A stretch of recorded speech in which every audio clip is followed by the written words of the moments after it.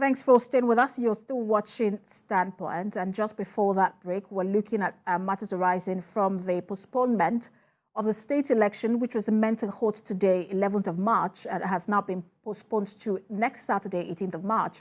And that's because of litigation arising from the presidential election.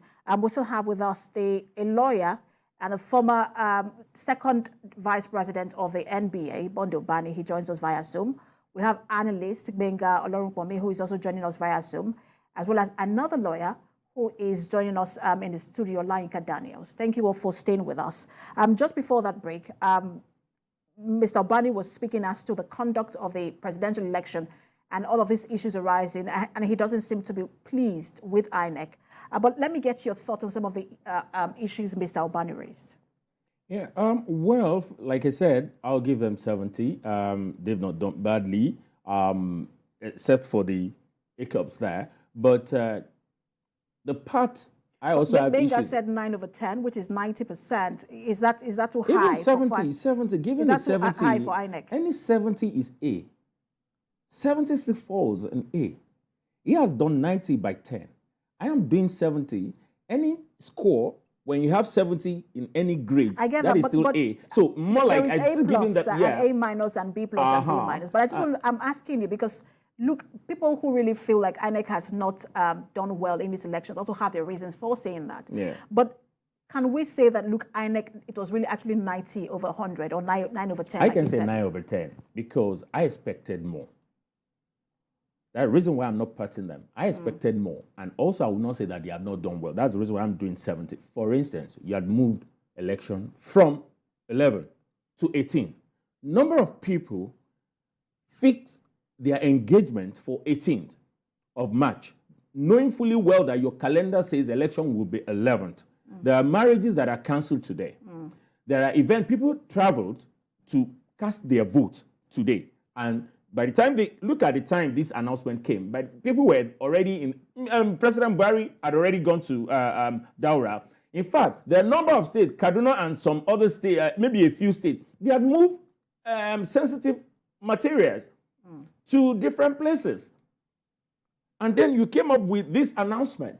So what happened to those sensitive materials? And we want a perfect election, or maybe, well, if it's maybe not perfect, but at least we want something reasonable, something that we can, at least we can say, yes, we give you 80% of election. There's no election that is perfect anywhere in the world. But when we say want to give you 80%, then things like this we need to, economically, politically, every other way.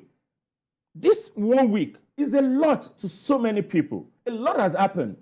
Even the wonderful INEC, we just told you how, some states had moved sensitive materials. They're still going to move maybe some people. I'm sure even the media crew, some media crew would have moved to different states to capture and all this. So all this thing would have affected a lot of people. So reason why you had to, step up your game. You had 4 years, like Mr. Ibani said.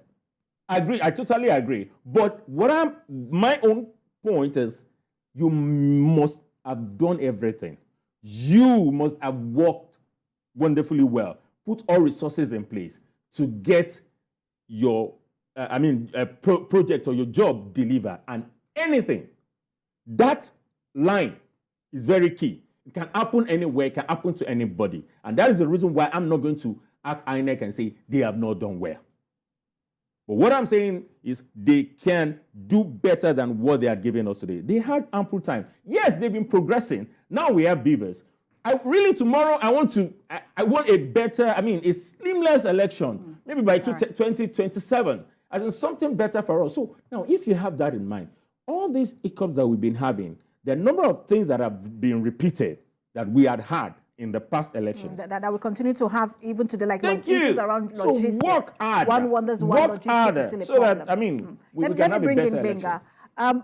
With what we're seeing today, do you expect last turnout on Saturday?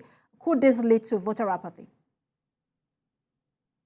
So, with what transpired in last election, in the presidential election, I don't think that anything above 32% turnout will be an anomaly because the turnout in the presidential is a good indicator of what will happen at the state election. For the issues that came up, I'm sure, and one thing I love about INEC is that they learn as they move along. Every election has improved, has been an improvement on the last one. And I hope that, but again, I think some of the criticisms they have been suffering has been harsh. It wasn't INEC that said Naira should not be available.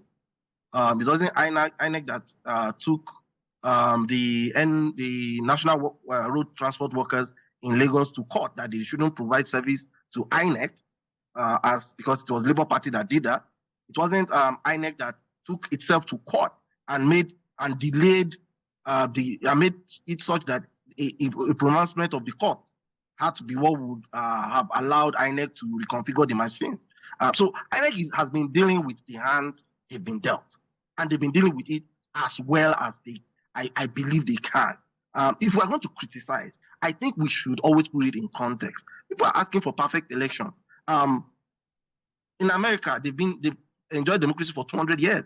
The last election they held, the last presidential election they held, was riddled with a lot of issues. Some counties that used to have 10 voting points reduced to 2. And as we speak, there are over 150 amendments nationwide to elections, to modify our elections hold in America. So, trying to, bring out your anger because your candidate lost and put it on INEC, I think it's not fair. But again, they learn as they go.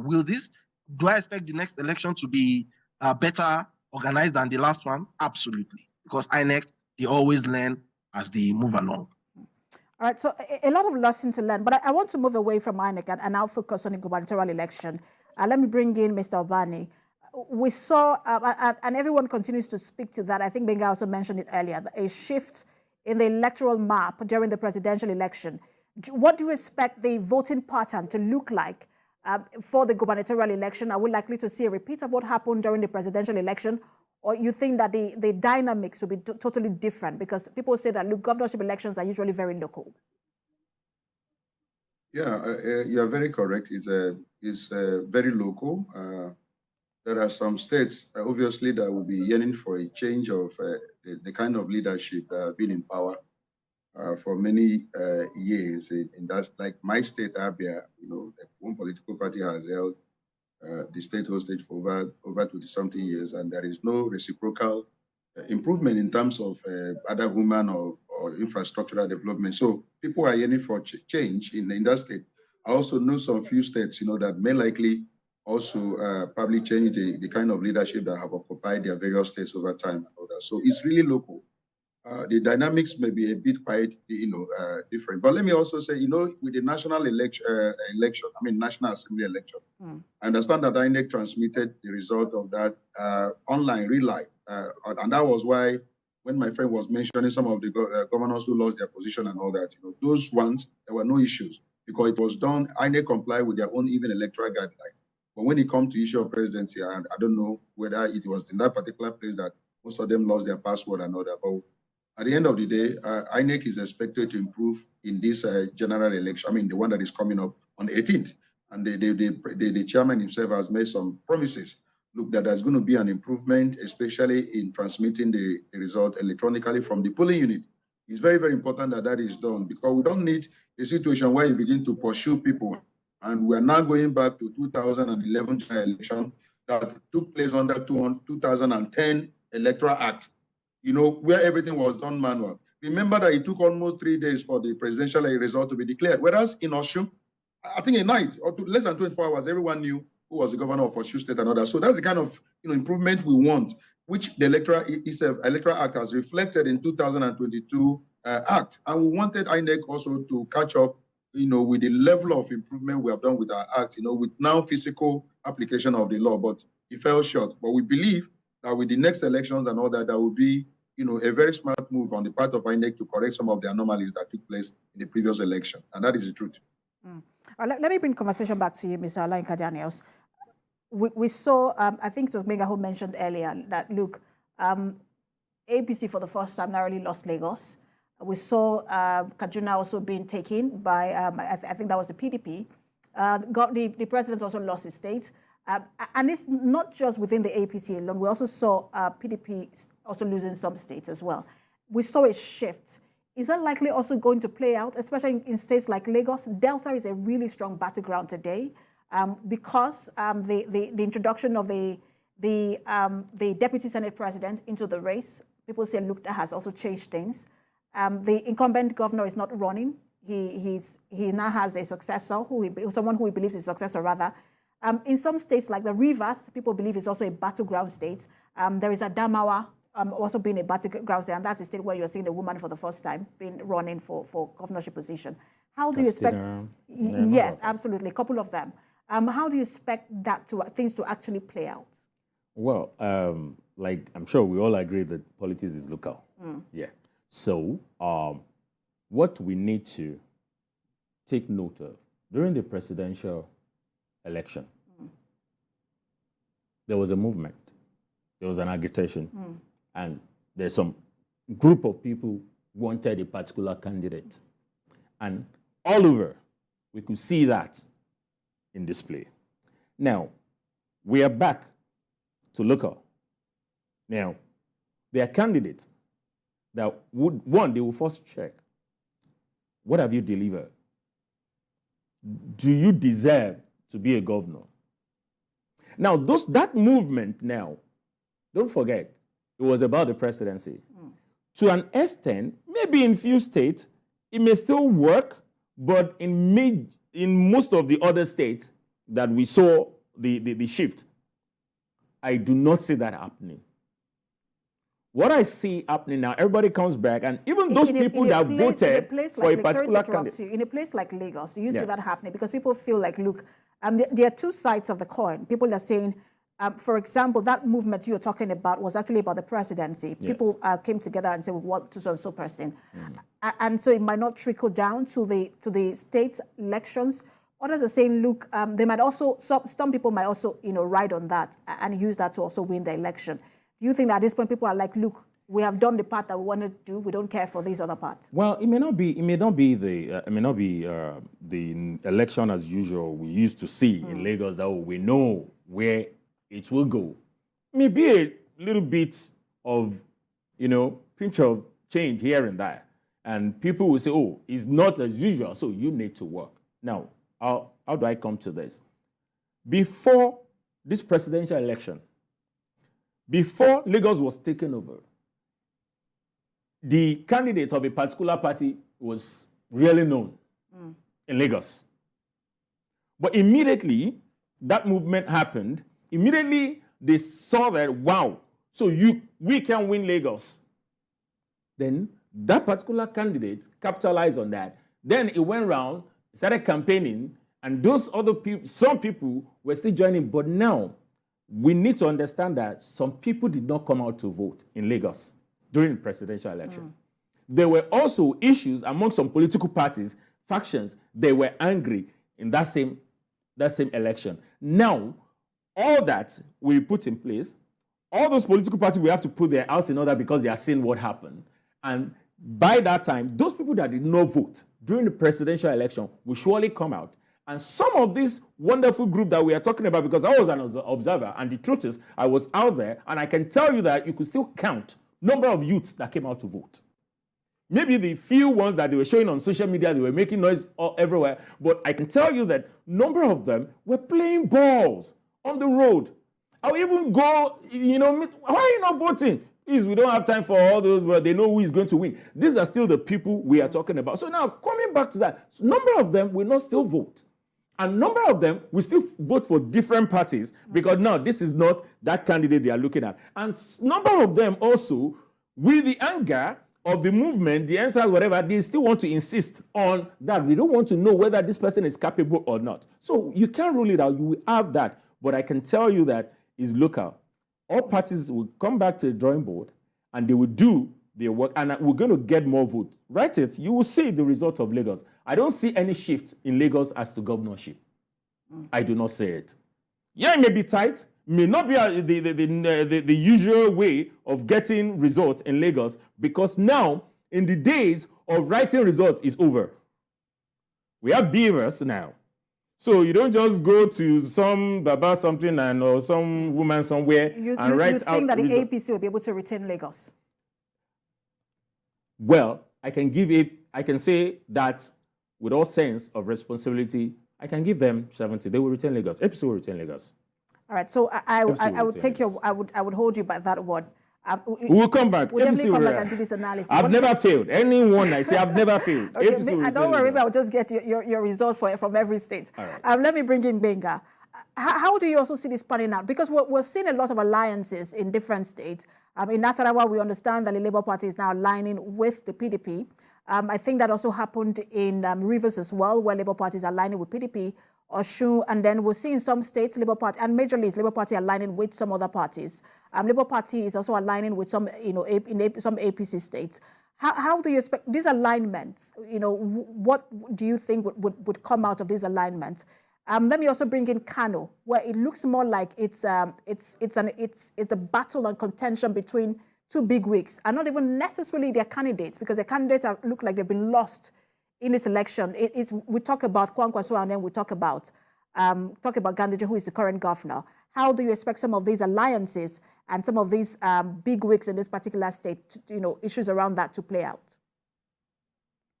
So I've always believed that Nigerians pay too much attention to the presidential and National Assembly elections than they do to the gubernatorial and the state elections. That's always been my belief. But I think this time around, with what happened with the presidential election, we might, for the first time, get a lot of upsets in certain unexpected places. I'm happy that one of the fellow commentators on this program has said that he wishes that Abia State gets a new governor from another party. I hope that happens. In Adamawa, I hope that Nigerians and especially Northerners show the world that they are not as backward as they think they are, and vote in the first female governor who's of the APC extraction. I hope that in Rivers, that despite what happened during the general election, that the APC candidate there does his best to upturn that election and win. And also, I look forward to the situation where a state like Ogun State reward the good work that the governor is doing. And down to Lagos, it's clear that the best performing governor, at least of this particular era, is the current governor of the state. And he has done enough, more than enough, to deserve a second term, from infrastructure to housing to, even health insurance here in Lagos. He's done exceedingly well. And I know for a fact, the other man said 75. I'm insistent that I have 98%. I'm 98% convinced that he's going to return. And and that's down also to the fact that even the Labour Party here in Lagos, with whatever momentum they have two candidates. There are two people claiming to be the gubernatorial candidate of the Labour Party in Lagos, while the PDP is really nowhere to be found at this time. So I'm 100% confident that Governor Babajide Sanwo-Olu will be returned in Lagos. Yes, this particular election will be a demonstration of true support, because Beavers is there to ensure that people there's less likelihood of rigging, and even when rigging takes place, it will be found out and those polling units will be cancelled. So yes, I look forward to an election that is fully bought into by the people, and the results will be accepted because it is the people's mandate. Let me bring Mr. Obani. Mr. Obani, what sort of shift do you expect? Because you were saying earlier about Abia State you're hoping for a change in government and governance in that state. What sort of change do you expect at some of these battleground states? There's Rivers, there is Lagos, there is Delta, there is Abia, there is Adamawa. What do you expect? Yeah, it's the dynamics that will determine the outcome. As you rightly pointed out, there are some states where some people are collapsing their structures into other political parties. Of course, when there is combined effort by two major political parties in the state, they can cause an upset. And so I will expect some major changes. Now that we are in democracy, my own appeal is that people's will must prevail, must be allowed to prevail. There shouldn't be any violence. There shouldn't be any disruption of the electoral process, because it is majority that will have their way, while the minority will have a say. And so if the majority say this is the person that will rule us, it makes, what it helps is that it helps governance, because the person that is being elected by the majority will actually owe responsibility to those who have elected him and be very conscious of doing certain things to please them, because he knows in the next 4 years that he will come back for them to actually be re-elected. So issue of allowing the people's will to prevail is what I'm asking everyone to do. That political enlightenment, either in Abia, either in Enugu, either in Lagos, let the people's will prevail. And then I'm very happy with Beavers. As my brother in the listener said, the Beavers now has stopped this issue of flamboyant and fictitious figures that we hear from certain states. Now Beavers will spot those things out. If you go and thumbprint in your reading room and all that, it is not going to be possible. So what we also pray for is having enlightened agents who insist on things being done properly. One, any result that is announced must be recorded. Every political agent must sign and collect a copy of the result sheet, and then try as much as possible to snap it, when being held by the electoral officer. Snap it and keep it. And so that if a different result from your polling unit is declared, then you arm your lawyers with chances of success in court and others. So this is enlightening period, and power is returning back to the people. What I know is that Nigeria will not remain the same with the improvement we have had in the electoral process, and the power is now returning to the people. We're not going to have a responsible government where a son of nobody can become whatever he wants to be, because there will be responsible governance all over the country because of the issue of people determining those who govern them. Very critical.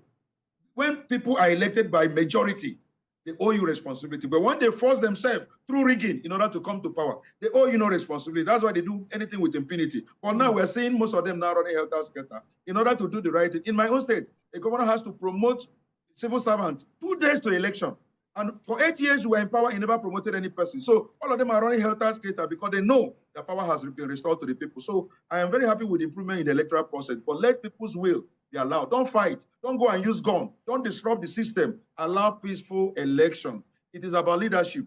It's about people that will make the country to be a better country for ourselves, for our children, for our children's children. And this is the time for us to start. And I want every Nigerian to participate in the electoral. Don't stay in home. Don't stay at home. Don't watch television. Don't play football. Come out and be able to choose those that can govern you. That is a responsibility. It's a civic one we must fulfill. Absolutely. We have to continue to encourage people to come out and vote, and then vote for the candidate of your choice without any pressure. Vote for the person you really want to see in power. And, we'll continue to monitor and see what some of these alliances will birth, the impact of some of these alliances we're now seeing in states, what it would do to shift the electoral map. We also have our eyes on the voter turnout for the gubernatorial election. TVC News will be live across, all the 28 states that will be participating in the gubernatorial election, and other states where House of Assembly elections will also be holding, but no gubernatorial elections. Thank you so much for watching. Let me thank my guest, lawyer, Mr. Olalayinka Daniels. Thank you so much for joining us. Thank you. Also, analyst Benga Olorukbami, thank you so much for joining us. And lawyer and former second national vice president at the NBA, Mr. Monday Ubani, thank you so much for joining us. Thank you very much.